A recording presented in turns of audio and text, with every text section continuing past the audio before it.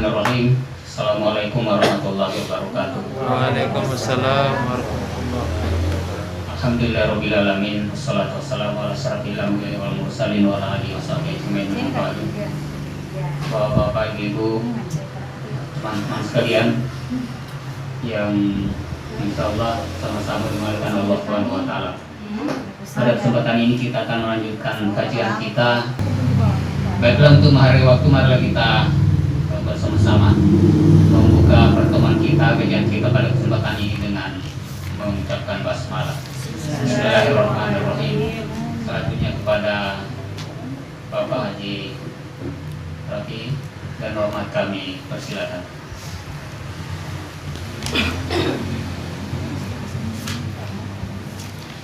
Bismillahirrahmanirrahim. Assalamualaikum warahmatullahi wabarakatuh. Alhamdulillah, syukur lillah. Salatan wa salamun ala Rasulillah Sayyidina Muhammad wa ala alihi wa sahbihi ajma'in. Amma ba'd. Yang terhormat Bapak Penangantor Urusan Agama Kecamatan Belopa Utara beserta seluruh rekan-rekan para penyuluh agama, baik yang fungsional PNS maupun yang non PNS, serta para staf dan para pramugari yang sama-sama berbahagia. Alhamdulillah, puji syukur kita panjatkan kehadirat Allah Subhanahu wa taala, di mana pada pekan yang kedua dari pelaksanaan kegiatan pengajian rutin kita ini ternyata tidak terasa waktunya 1 minggu itu. Seperti saja baru kemarin, ternyata sudah kembali lagi hari Selasa. Ya begitulah. Tilkal ayyam nudawiluha bainan nas. Perputaran itu terjadi di antara kita, dipergilirkan oleh Allah Subhanahu wa taala.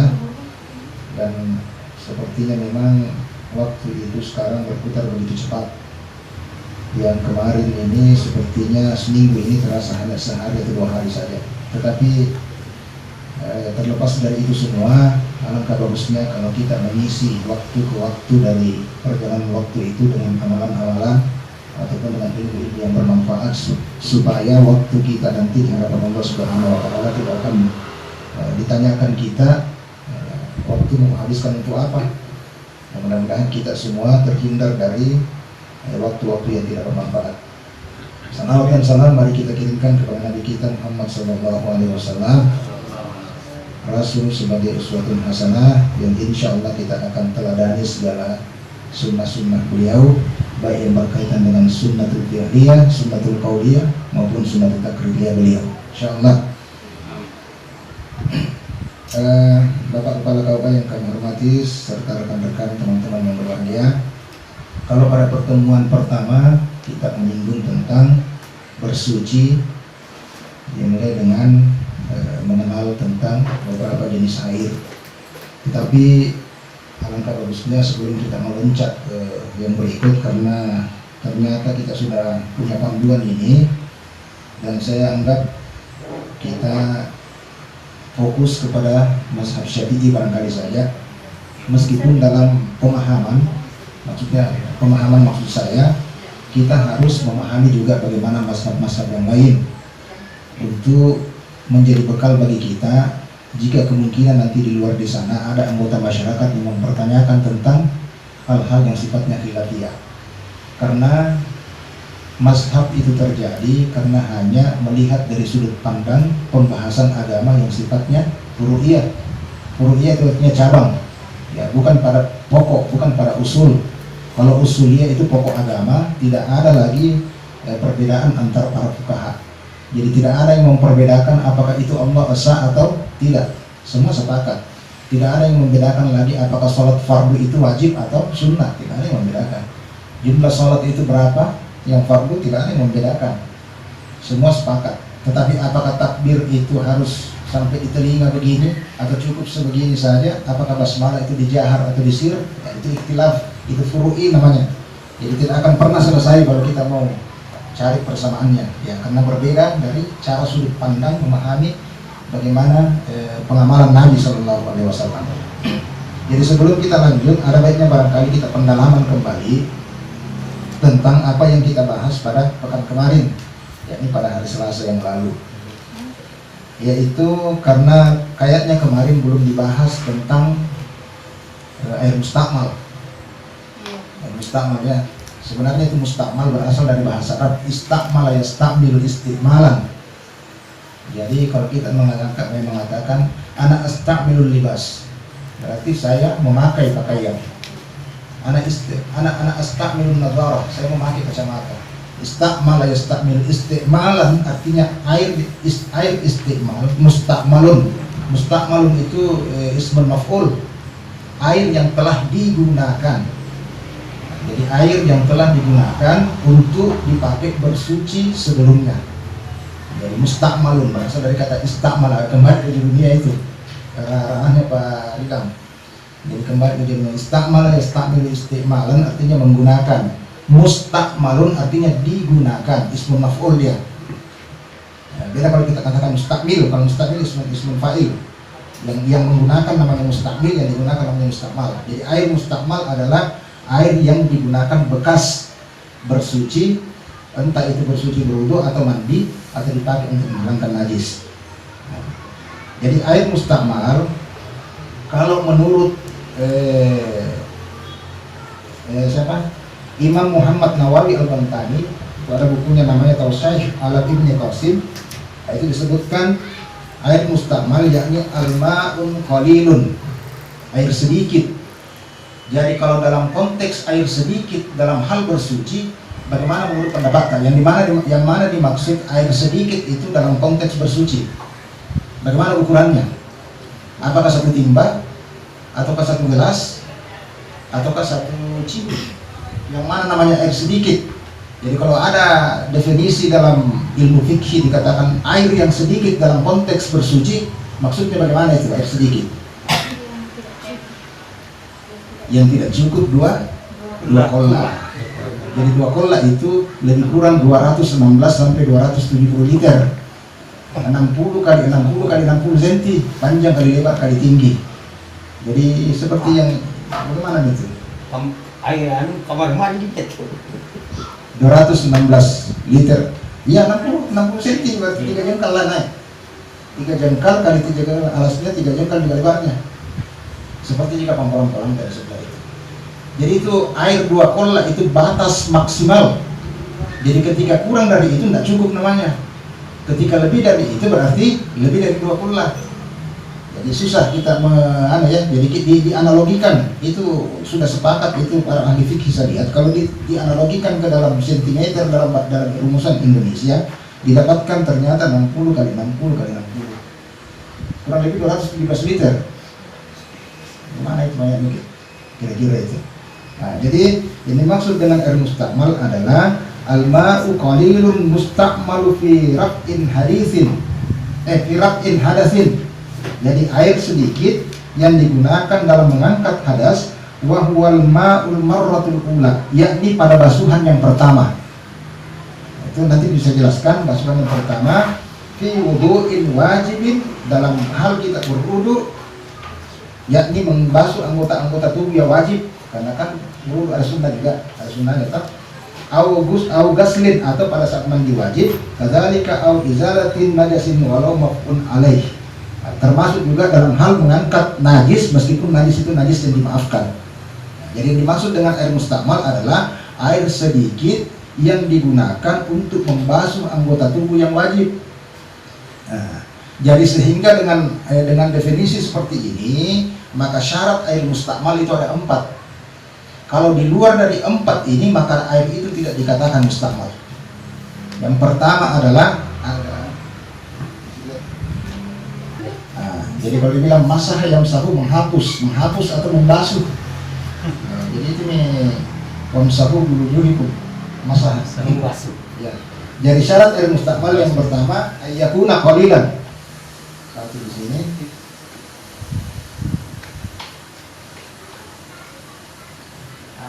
Tapi di tempat yang piring orang. Oh ya.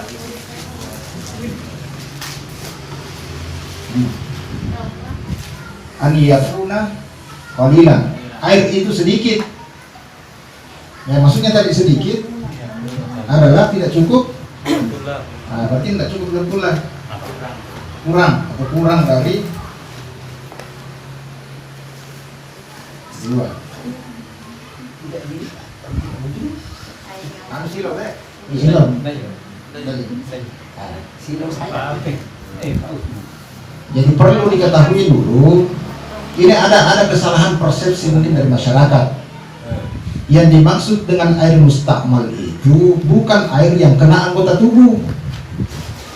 Jadi misalnya ada air di situ satu timba atau satu ember. Terus tiba-tiba ada anak-anak atau siapa saja yang kira-kira tidak sengaja ciduk itu air, tapi bukan tujuan untuk wudhu. Nah, ciduk banjir mungkin ambil ini berkumur-kumur, itu bukan air mustakmal. Ada yang mengatakan tidak bisa ditebak, sudah mustakmal itu sudah digunakan. Ya tapi digunakan bukan untuk tujuan wudhu. Nah itu ada orang yang sumpah tangannya begini karena tidak ada tutupnya itu keran apalagi namanya kolam. Sudah mustakmal itu di dalam karena kena tubuh tak.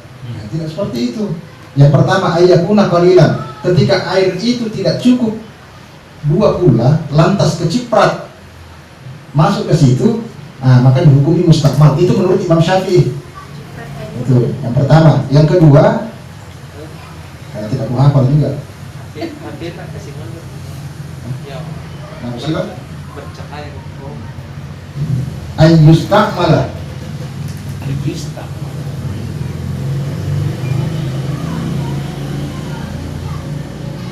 Jadi bukan ayus nama. Ya. Ayu menjadi ayu. Tapi bisa juga karena bukan dilakukan apa. Ya.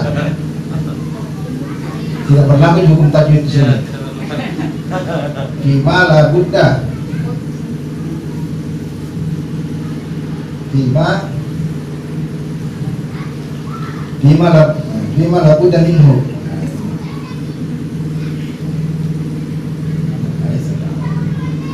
Yang kedua syarat air mustakmal adalah air mustakmal digunakan fima la budda minhu. La budda itu artinya yang wajib. Sudah digunakan membasuh anggota wajib atau yang fardu dalam wudu. Mana yang fardu dalam wudu? Tangan. Wajah. Wajah dulu wajah. Ya, wamsahu bi wujuhikum wa aydiyakum ilal marafiq wamsahu bi ru'usikum wa arjulakum ilal ka'bayn. Itu je. Selebihnya kan sunnah. Mulai dari kita mulai dari ini cuci tangan, kemudian kumur-kumur, kemudian istinsyaq, kemudian telinga. Nah, itu sunnah. Jadi ketika ada air yang terciprat dari kita pada saat kita baru membasuh atau baru kumur-kumur, itu belum mustakmal. Yang mustakmal adalah fima la budda minhu, ketika kita sudah membasuh anggota wajib dari wudu itu pada sapuan yang pertama. Jadi misalnya ada terciprat masuk ke situ dan ternyata ini air tidak cukup berbulan, maka tidak dihukumi mustakmal karena baru pada anggota sunnah. Kumur-kumur juga begitu. Tapi kalau sudah membasuh wajah dan terciprat airnya, maka air itu sudah dihukumi mustakmal karena wajah adalah bagian dari fardu wudu. Terciprat ke situ. Tapi pada sapuan yang pertama, pembasuh pertama, ya kan biasa orang sampai 2 kali 3 kali, ya kan 2 kali 3 kali. Yang ketiga adalah an fasila an-wudu'i.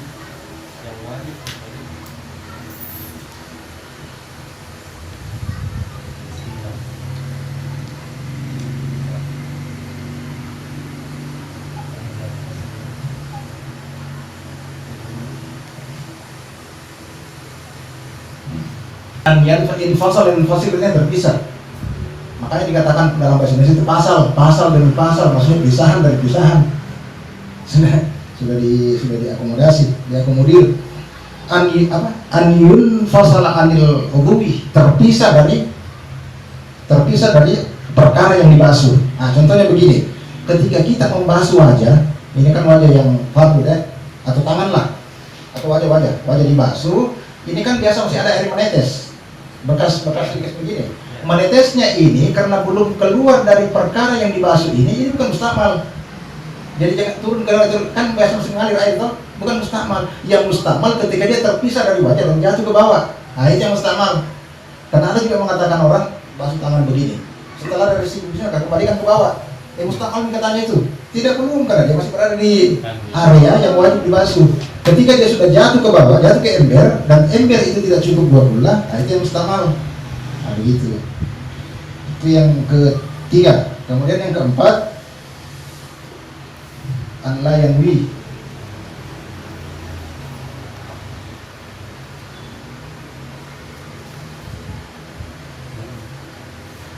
Yanwi, nawa yanwi. Apa artinya itu? Nawa yanwi. Nawa itu tidak diniatkan.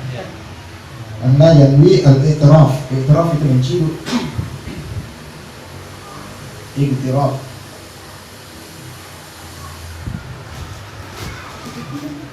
Atau ada niatin, tidak adanya niat. Ada niatin i'tiraf fi mahalliha. Tidak menuai. Tidak ada niat untuk menciduk. Jadi kalau ada air di ember, kalau menurut Ustaz Abdul Somad dia bilang, kalau di Indonesia itu umumnya pakai keran, tidak ada masalah. Tetapi di Maroko itu orang pakai baskom, karena tidak maunya itu dia boros, pakai baskom. Begini. Masuk lagi, kemudian timur, ambil lagi, muka. Kalau kita menganggap bahwa saya ambil ini air pengganti gayung ini tanganku, tidak saya niatkan untuk mencium, itu tidak mustahil. Tetapi kalau diniatkan bahwa saya jadikan sebagai ini kan Allah yanbi al-i'tiraf, tidak diniatkan untuk mencium. Saya niat ini bukan untuk sebenarnya hanya berwudu. Tapi ini kan susah. Biasa kita was-was di hati. Nah, alangkah bagusnya kalau mau cari amannya pakai keran saja atau timba yang di begini. Ditaruh timbanya. Begini. Karena prinsip berwudu itu adalah sekali-sekali saja sudah cukup. Karena memang kan ada yang mengatakan, bertanya bagaimana itu berwudu? Apakah 1 kali, 2 kali basuh, atau 3 kali basuh pada anggota tubuh? Jadi di situ jawabannya, yang saya pahami bahwa bukan persoalan bilangan 1 kali kah, 2 kali kah, 3 kali kah, tapi ternyata 3 kali itu adalah batas maksimal dari setiap membasuh anggota tubuh. Jadi tidak boleh lebih, maksudnya di situ karena waman ada hadis Nabi, waman zadan faqad asa abal kasim. Siapa yang melebihkan dari 3 kali, faqad asa abal kasim, dia sungguh bermaksiat kepada Rasulullah. Maksudnya tidak mengikuti tuntunannya. Ya, abal kasim itu gelar kepada Nabi juga. Ya, gelar kepada Nabi. Abul Qasim karena kan ada anaknya Nabi namanya Nabi tak? Ya, Qasim Ibrahim. Jadi Nabi itu terkadang 1 kali, terkadang 2 kali, terkadang 3 kali. Tetapi 3 kali itu adalah batas maksimal. Maksudnya ketika kita membasuh anggota tubuh kita dan dirasa pada 1 kali basuhan sudah cukup, sudah selesai. Kenapa harus melangkah ke 2 kali? Kalau dirasa ternyata kita, misalkan tangan kan biasanya harus ambil buat begini, dari tangan ke siku. Ingat kembali, jangan dari siku ke tangan. Karena pertama kita menyelisihi ayat. Kemudian yang kedua, harusnya yang dibasuh duluan adalah tangan. Karena apa? Karena memang dalam logika kita, tangan itu lebih banyak dosanya daripada siku. Jadi harusnya ini yang mengalir ke sini, baru dikembalikan ke bawah. Jangan ini ke sini. Mana kalau lebih banyak dosanya jari-jari atau siku? Jari-jari ini lebih banyak, karena ini yang berkat. Kalau tidak ada ini, maka manusia tidak akan berkarya. Kenapa manusia bisa berkarya? Kenapa manusia bisa berbudaya? Kenapa bisa manusia beraktivitas? Karena ada jari jemari. Makanya dalam salah satu ayat dalam Al-Quran itu, saya lupa apa ayatnya, tapi di situ sungguh kami kuasa menciptakan kembali jari jemarinya. Di surah apa itu? Al-Qiyamah. Al-Qiyamah ya? Nah betul. Kenapa Tuhan mengatakan jari jemari? Karena jari jemari ini yang membedakan manusia dengan makhluk lain. Tidak bisa manusia berkreasi, berseni. Ada orang bisa bermain musik kalau tidak ada jarinya. Entah itu jari kaki maupun jari tangan. Nah, jadi dosa itu yang lebih banyak di jari-jari.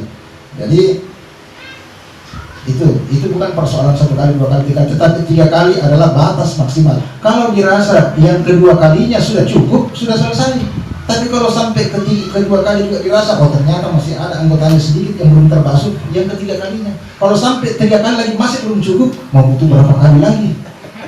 Iya, sudah kali 5 itu. Iya. Jadi saya sangat sebenarnya itu, makanya Tuhan mengatakan inna Allaha la yuhibbul musrifin, bukan hanya pada persoalan makan dan minum, termasuk juga dalam menggunakan air wudu. Tuhan tidak menyenang sesuatu yang israf. Israf artinya berlebih-lebihan. Ya, israf. Asrafa yusrifu. Jadi orangnya namanya musrifin. Ya, musrif itu artinya pelakunya, ismul fi'il. Nah, jadi Ibnu Abbas menceritakan tawadda'an Nabi sallallahu alaihi wasallam marratan. Sekali-sekali saja. Jadi cukup sekali. Kalau memang memungkinkan airnya cukup satu kali saja. Karena di samping kita berhemat air, kita sudah mengikuti sunnahnya Nabi dan sudah kita mengikuti tuntunan ayat bahwa kita tidak boros dalam menggunakan air.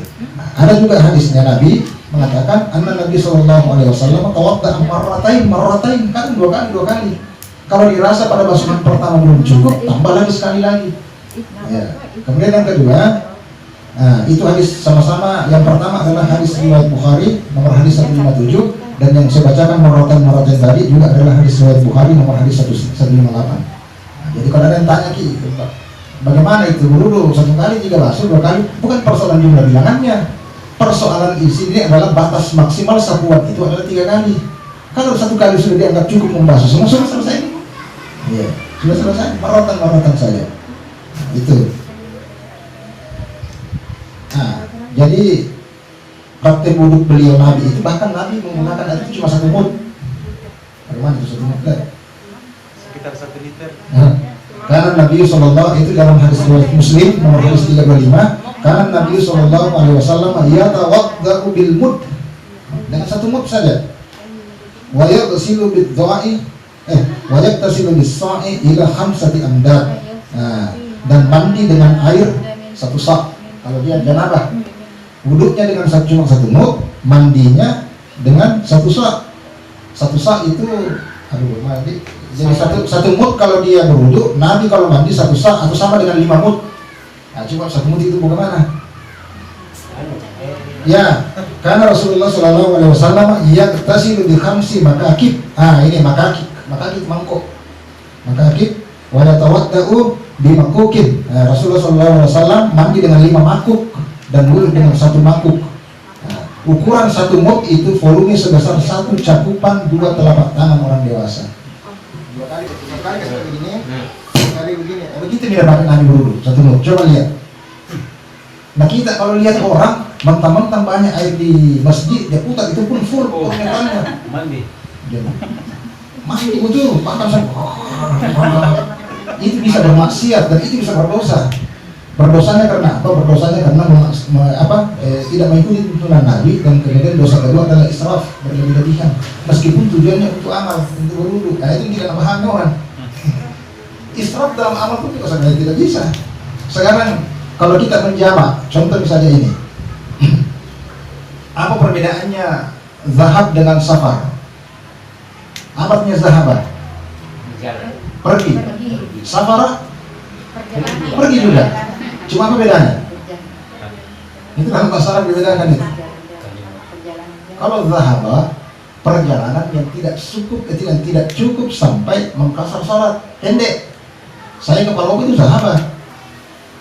Ana adhab ila madrasah, ana adhab ila idarah. Saya pergi ke kantor. Itu dekat di sini. Tapi kalau safar itu perjalanan yang melebihi kasar waktu salat. Ke Makassar itu sudah safar. Orangnya namanya musafir. Jadi hadis safar harusnya itu sudah cocok namanya, karena dia dari Bone ke sini. Berapa kilo? Karena ada yang pendek hadis sahab. Jadi bedanya, jadi orang yang berangkat perjalanan jauh namanya safarah. Nah, ketika kita mensafar perjalanan seperti itu, perjalanan panjang, maka dalam ayat Al-Quran dikatakan kan la junah alaikum an taqsuru minas shalah. Tidak ada dosa kalau kita mau mengkasar. Jangankan mau menjamak, mengkasar pun tidak ada persoalan. Barang yang tadinya 4 dipendekkan, diringkas menjadi 2. Sekarang bolehkah kita salat sunnah, ba'diyah atau qabliyah sementara kita mengkasar salat? Itu pertanyaannya. Bolehkah? Adakah? Saya tidak mengatakan bolehkah, adakah? Misalnya saya perjalanan ke Makassar, tiba-tiba di perjalanan saya dapat maghrib. Mungkin busnya tidak singgah atau seperti apa, kita niatkan saja bahwa saya jamak takhir isya ketika misalnya sampai ke daerah mana. Nah, ketika sampai di sana Makassar, ya saya jamak takhir. Nah, jadi saya ambil misalnya salat maghribnya. Ada juga yang mengatakan maghribnya dulu baru isyanya, ada yang mengatakan mendahulukan yang waktunya di situ. Misalnya isyanya dulu 2 rakaat, niat qasar, maghribnya tetap 3. Setelah itu, apakah kita perlu melaksanakan salat sunnah dia lagi atau tidak? Tidak perlu, jangan terlampau saleh. Karena yang wajibnya saja sudah diperingatkan untuk dikasar, ambil lagi sunnahnya. Nah, sama dengan begitu, terlalu israf. Nah, tidak ada petunjuknya. Sama dengan penggunaan air. Jangankan untuk hal-hal yang sepele, untuk hal ibadah saja kalau kita sudah israf itu sudah dilarang. Nah, jadi jangan sampai. Jadi bagusnya kalau kita pakai air keran, kasih kecil saja jalannya. Setelah kita mengambil air, tidak lagi. Bukan lagi, Jangan bolos. Iya, jangan bolos. Mudah-mudahan dengan cara seperti itu wudhu kita jadi bermakna. Jangan sampai wudhu kita batal, bukan batal, ini makruh, bisa tepatnya makruh hanya karena persoalan israf. Akhirnya dalam sholat juga kita tidak khusyuk. Akhirnya implementasi dari sholat kita juga jadi tidak punya berkah. Hanya persoalan wudhu yang keliru. Ya, bukan syarat sahnya wudhu, tetapi cara-cara penggunaan air. Ya, itu sudah. Namanya setan. Nah, jadi sebenarnya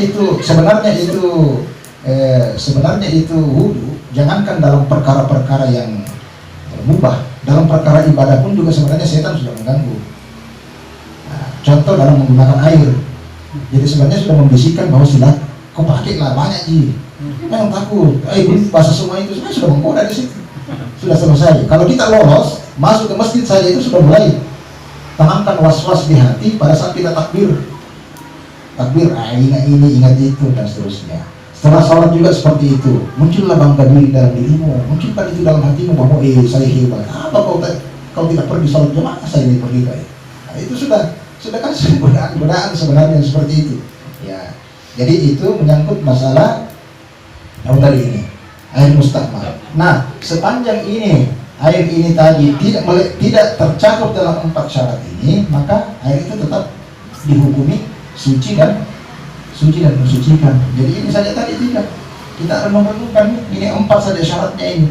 Misalnya kita berwudu, ambil air di situ diciduk, tidak diniatkan untuk diciduk, betul-betul hanya diambil penggantian. Tapi kalau ada bagusnya kalau ada dayung, timba, taruh di sini, baru tidak. Kalau terciprat ke sana airnya, kita basuh anggota wajah. Ternyata ada kecipratan ke sana dan airnya itu di situ banyak, tidak lebih dari 2 kullah, kan ada masalah. Tetapi kalau dia kurang, ini yang ada mengatakan mustakmal. Atau misalnya kita kasih begini air, mencuci di keran, sudah basuh muka, tangan, kemudian banyak jatuh ke bawah, ditaruh di ember. Ini lagi dipakai berwudu, kan tidak bisa nih. Nah, begitu juga dengan hukum mandi wajib. Jadi sama saja, karena sama-sama bersuci. Karena di situ di teorinya tadi dikatakan apakah dia digunakan untuk berwudu atau untuk menghilangkan hadas besar. Nah itu. Kemudian air yang suci dan mensucikan juga sudah jelas kemarin. Kemudian air itu yang tidak bisa digunakan juga termasuk adalah air yang kejatuhan najis. Meskipun najis itu najis yang di maf'u itu artinya dimaafkan. Mana itu najis dimaafkan? Kayak itu nih kotoran-kotoran cicak, nyadar nyamuk yang tidak mengalir, tetap najis yang dimaafkan. Nah, kalau dia jatuh menjatuhi wadah atau kolam tempat air wudhu dan air itu tidak cukup 2 kullah, maka dites dulu, lihat 3 syarat. Yang pertama adalah tidak berubah dari unsur-unsur yang sejatinya bersifat umum. Apa itu? Rasa, warna, dan bau. Nah, itu kalau tidak ada di perubahan salah satunya itu dari 3 dari salah satunya itu tidak ada masalah. Tetapi kalau terjadi perubahan, misalnya rasanya enggak sih, tapi ternyata dilihat makanya warnanya ini, nah itu sudah jangan dipakai. Atau kalaupun warnanya tidak apa-apa, baunya juga tidak apa-apa, dan setelah dikasih lemih, nah itu sudah jangan dipakai. Silahkan pakai tes indera perasa. Tapi kalau ternyata kejatuhan najis dan airnya banyak sekali di situ kayak kolam besar, nah, saya rasa tidak ada masalah. Sepakat itu tidak ada masalah. Kalau kejatuhan najis kecil, ya. Yang penting airnya tidak cukup 2 bulan, maka harus melihat sama dengan najis. Kalau ada kira-kira karpet ini terus tiba-tiba lewat kucing dan kencing, atau misalnya buang air di sini ke kucing atau kencing, ya, maka yang dibersihkan bukan satu ini. Yang itu yang diduga itu saja. Yang dicuci di situ dialiri air, baru tes. Tapi kalau ternyata ada jatuh dan dicurigai di situ, ada najis tetapi tidak berubah salah satu dari tiga itu tadi, misalnya baunya apa-apa, Masih dilihat aman, ternyata ya silakan kalau dirasa bagaimana caranya. Tapi kalau ternyata berubah, ya lingkungan itu saja disucikan. Nah itu, ya. Sekarang kita melonjak ke